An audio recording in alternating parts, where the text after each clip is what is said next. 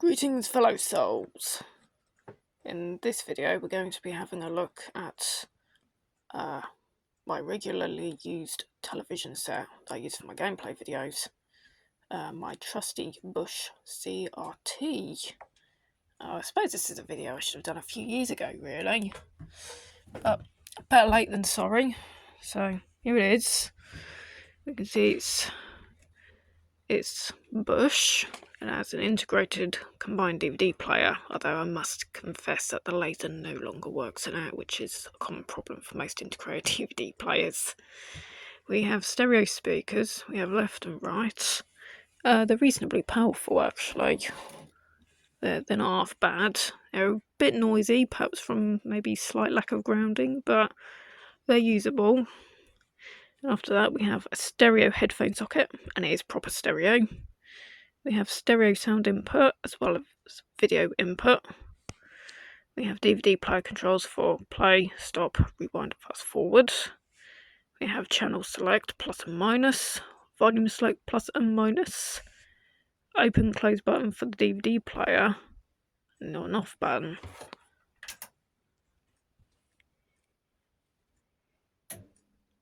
You just wait like that and it switches on just like that. Nice and simple. And we can now see that I have my Atari ST computer plugged in. As we can see over there, my 520 STFM. Even though it has an Aries V2, so technically it's actually a 1040 STFM, but disguised as the 520 STFM. Right, we can see from the jack there that the connection is via RF modulator. So with that in mind, we can have a look at the rear inputs. Okay, so there we have an RF input. We have the SCART Peritel input, which is a fairly high quality connector. And then we have a digital audio output, which I believe is for the DVD player. I don't really know if it actually converts any analog inputs into an output. I do not genuinely know if that is so, but it's a type of coaxial. Well, perhaps that's something I should have a look into at some point. Up here we have the number and nameplate. So this is a Bush DVD145TV/A. Okay, we can see it's region 2 because the DVD player was in fact region locked. I remember that I can really play my reboot discs on this when I got those.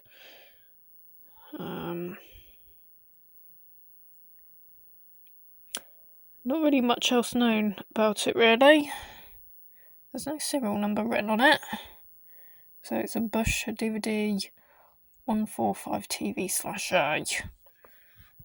I'd say it's probably manufactured in maybe early to mid-noughties. Probably just before the advent of mass-produced flat-screen televisions. And that's about it, really. You can see we have the original remote control.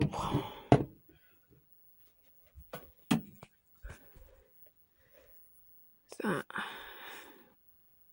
power, display, TV, DVD, open, close, volume, mute, channel select, AV button, sleep, DVD menu, setup menu.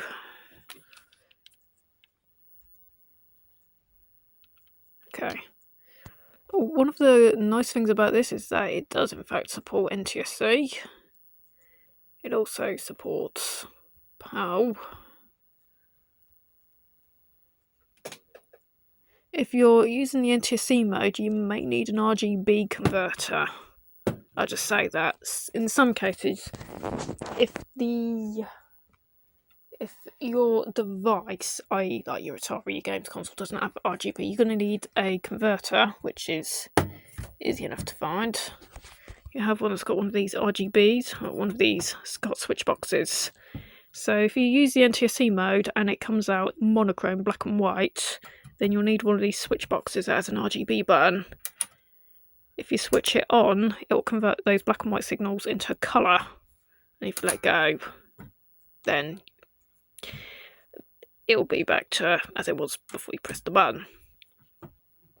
So you may want one of those if you want to use NTSC systems. So it does actually work with NTSC, with a little bit of tweaking and a bit of cheap toying about with a SCART switch box. Just make sure it's got an RGB button like that on it. Okay, back to the remote.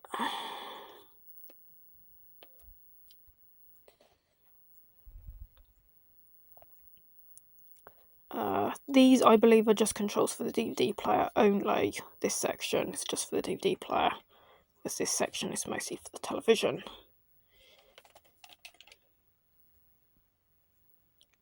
Barcode.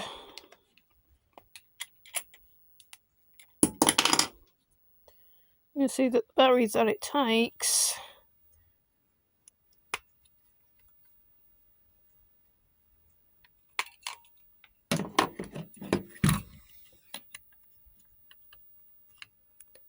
are AAAs rather than AA's. See, AAA's. No, we're not going to start singing the immigrant song, although that's slightly tempting. We're not going to be doing that.